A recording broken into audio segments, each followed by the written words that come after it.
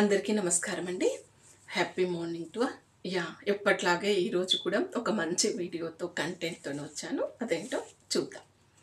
విన్నర్కి రన్నర్కి మధ్య తేడా, నడమంత్రపు సిరితో పతనమైన వ్యక్తి, వ్యాపారం, వ్యవస్థ, అనామకుడి నుండి ఆటగాడిగా, గల్లీ నుండి ఢిల్లీ దాకా, మధ్య తరగతి నుండి మహానాయకుడిగా ఎదిగి పతనమైన వైనం, వ్యక్తి, వ్యాపారం, వ్యవస్థ గురించి ఇప్పుడు మనం తెలుసుకుందాం.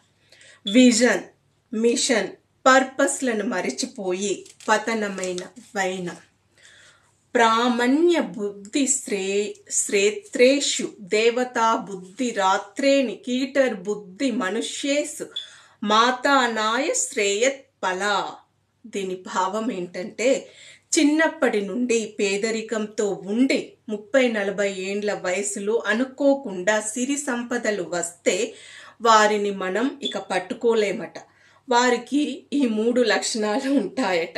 ఇంటికొచ్చి ఎవరైనా పొగుడుతూ ఉంటే వీళ్ళు మునగ చెట్టెక్కి కూర్చుంటారంట. నీవంత గొప్పవాడు లేడు అంటే ఇంకా వాళ్ళను ఆపలేమంట. అదేవిధంగా పాత మిత్రులను, స్నేహితులను, బంధువులను కీటకాల్లాగా చూస్తారంట. వీళ్లకు లక్ష్మీదేవి అనుగ్రహం ఉన్నదని మిగతా వారందరూ పనికి వారుగా వీళ్ళు చూస్తూ ఉంటారంట. తల్లి పుట్టిల్లు మేనమామకు తెలియదన్నట్లు ప్రవర్తిస్తారు. వీరి గతం ఎవరికి తెలియదన్నట్లు.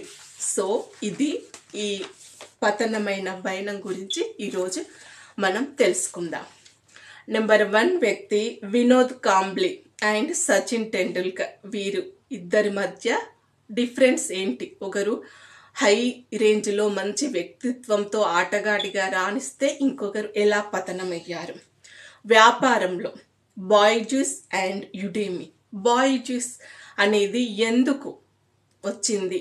విద్యారంగంలో విప్లవాత్మక మార్పులను తీసుకొచ్చి వ్యాపారంలో ఎదిగి పతనం ఎలా అయిందో చూద్దాం. వ్యవస్థ పతనం.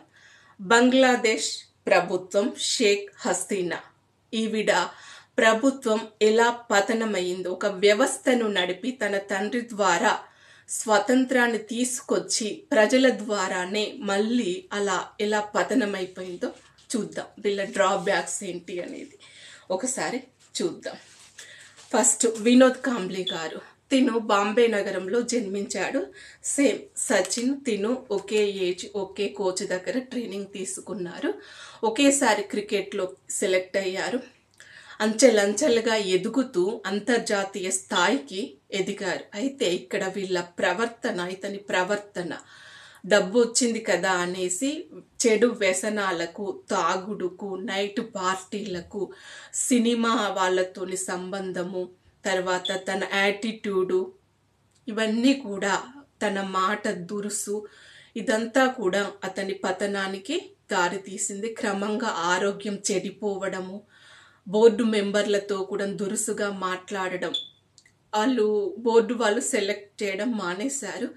అయితే ఒక మీడియా ఇంటర్వ్యూలో అడిగిన సందర్భంలో సచిన్ నా ప్రాణ స్నేహితుడు కూడా నాకు సపోర్ట్ చేయలేదు అన్నాడు పబ్లిక్గా. ఇది కూడా సచిన్ను తనకి మధ్య దూరాన్ని పెంచింది. సో తిను పతనం అవ్వడం తిన ప్రవర్తన వల్లనే జరిగింది. మళ్ళీ ఇంకొకరిని బాధ్యుడిగా చేశాడు. దీనివల్ల ఇతడిని ఎవరు దగ్గరికి చేరదీయలేదు. ప్రస్తుతం తనకి ఏ ఉద్యోగం లేక కేవలం పెన్షన్ మీదనే బ్రతుకుతున్నాడు. మొదటి భార్యతోని దూరం అయ్యాడు. తర్వాత రెండో భార్యతోని 2 పిల్లలు. తర్వాత డ్రింక్కు అలవాటు పడి చాలా కేసులు, ఆ క్రికెట్లోనూ సక్సెస్ అవ్వలేదు, సినిమా ఫీల్డ్లోనూ సక్సెస్ అవ్వలేదు, రాజకీయంలోనూ సక్సెస్ అవ్వలేదు. ఇప్పుడు ఒక సామాన్యుడిగా పెన్షన్ మీద బతుకుతున్నాడు. ఇది మధ్య తరగతి వాళ్ళ ఎలా సంపద వచ్చినప్పుడు ఎంత జాగ్రత్తగా ఉండాలి, ఎలా నిలబెట్టుకోవాలో అనేది ఇతన్ని చూస్తే మనకు తెలుస్తుంది. ఇకపోతే వ్యాపార రంగం, బాయ్స్, మీ అందరికీ తెలుసు రవీంద్ర. తను విప్లవాత్మకమైన మార్పులను తీసుకొచ్చాడు విద్యారంగం లోపల. తను కేరళలో జన్మించాడు. తల్లిదండ్రులు ఇద్దరు టీచర్స్. సో ఆటోమేటిక్గా ఇంట్లో ఎప్పుడూ కూడా విద్యా బోధన ఉండేది.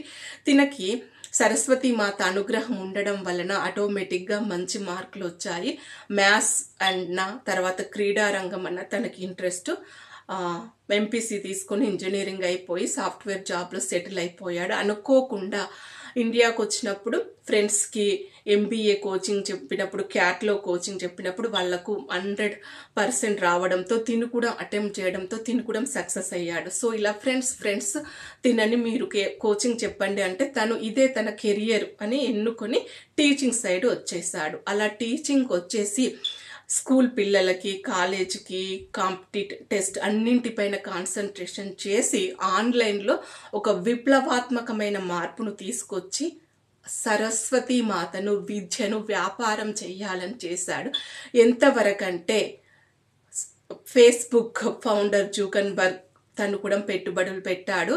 మొత్తం రాష్ట్రం దాటాడు, దేశం దాటాడు, ప్రపంచాన్ని విస్తరించాడు. ఇతడు షారుఖ్, ప్రియాంక లాంటి వాళ్ళను తన అంబాసిడర్గా పెట్టుకున్నాడు. బట్ మూలాలు ఎక్కడ, టీచింగ్ అనేది ఎక్కడ నుండి ఎలా విప్లవాత్మకంగా మార్పులు చేయాలి అనేది మరిచిపోయాడు. ఎంప్లాయీస్ కూడా ప్రెషర్ పెట్టాడు. సో టోటల్గా పతనం, కొలాప్స్ అయిపోయింది వ్యాపార రంగం కూడా. తన పర్పస్ ఏంటి, మిషన్ ఏంటి, విజన్ ఏంటి అనేది టోటల్గా మర్చిపోయాడు. ఇకపోతే వ్యవస్థ, బంగ్లాదేశ్ ప్రధానమంత్రి షేక్ హసీనా గారు. ఈవిడ తండ్రి పాకిస్తాన్ను లో కలిసి ఉన్నప్పుడు వీళ్ళు బంగ్లాదేశీలు మాకు ప్రత్యేకంగా దేశం కావాలని ఫైట్ చేసి వీళ్ళు సంపాదించుకున్నారు. ఈవిడ తండ్రి గారు అప్పుడు ఒక మధ్యతరగతి నుండి రెవల్యూషన్ తీసుకొచ్చి పాకిస్తాన్ నుండి విడిపోయి వీళ్ళు స్వతంత్ర దేశం అయిపోయారు, బంగ్లాదేశీలందరూ కూడా. సో అప్పటి నుండి ఈవిడకు వారసత్వంగా వచ్చిన పార్టీని తనే ఏలుకుంటూ వచ్చింది. దాదాపుగా 5 times ప్రధానమంత్రి అయి అప్పటి రాజకీయ నాయకులు ఎలాంటి అవి పెట్టారో అవే పాటించుకుంటూ వచ్చారు. అంటే దేశభక్తులు, అప్పుడు ఎవరు దేశభక్తులు స్వతంత్ర కోసం పోరాటం చేశారో వారికి రిజర్వేషన్స్ 40%, రిమైనింగ్ మహిళలకు, హ్యాండిక్యాప్డ్ వాళ్ళకి 10%, 40% జనరల్, ఇలా కంటిన్యూ చేస్తూ వస్తే ఇప్పుడున్న యూత్కు స్ట్రగుల్ అవుతున్నారు. అయితే ఎప్పుడు వాళ్ళే జాబ్లో ఉంటున్నారు. మార్పు అనేది రావాలి కదా. మార్పు లేక మేము ఎప్పుడు ఇలా అన్ఎంప్లాయ్మెంట్గా ఉండడం తప్పు, మాకు కూడా కావాలి అంటే ఈవిడ రివర్స్లో మాట్లాడింది. అంటే అప్పుడు ఉన్న వాళ్లకు దేశభక్తులకు ఇవ్వకపోతే మీకు ఇస్తామా అంటే ఇప్పుడు ఉన్న ప్రజలు దేశభక్తులు కాదా? ఎప్పుడో 40 years బ్యాక్ వాళ్ళే దేశభక్తులు అంటే ఇప్పుడున్న యూత్ మేము కాదా అనేది రివల్యూషన్కు తీసుకొచ్చి ఒక వ్యవస్థను, దేశ ప్రధానమంత్రి పతనానికే కారణమైంది. సో యాటిట్యూడ్, మన మాట అనేది చాలా ఇంపార్టెంట్. ఒక వ్యక్తిగా, వ్యాపారమైన, వ్యవస్థ అయినా ఎప్పుడూ కూడా మన మాట అనేది ఇంపార్టెంట్. మన వలన ఎంతమంది ఆ ప్రభావంకి లోనవుతున్నారనేది చాలా ఇంపార్టెంట్. మీరు వినోద్ కాంబ్లీ గారి జీవితం చూసుకున్న, బాయ్జూస్ రవీంద్ర గారి జీవితం, వ్యాపార సామ్రాజ్యం చూసిన, షేక్ హసీనా గారి సామ్రాజ్యం, వ్యవస్థ చూసిన, ప్రభుత్వమే పతనమైంది. ఒక ప్రైమ్ మినిస్టర్నే తరిమి కొట్టిండ్లు దేశం నుండి. అంటే చూడండి, ప్రజలకు కోపం వస్తే ఎలా జరుగుతుందో తెలుస్తుంది. కాబట్టి లక్ష్మీదేవి అనుగ్రహం ఉంది కదా అని ఇష్టం వచ్చినట్టుగా ప్రవర్తించకూడదు. మీ యాటిట్యూడ్ అనేది చాలా ఇంపార్టెంట్. కాంబ్లీతోని సచిన్ వచ్చాడు, తను ఎలా సక్సెస్ అయిపోయాడు. బాయ్జీతోని యుడిమి వచ్చింది, ఎలా సక్సెస్ అయిపోయి.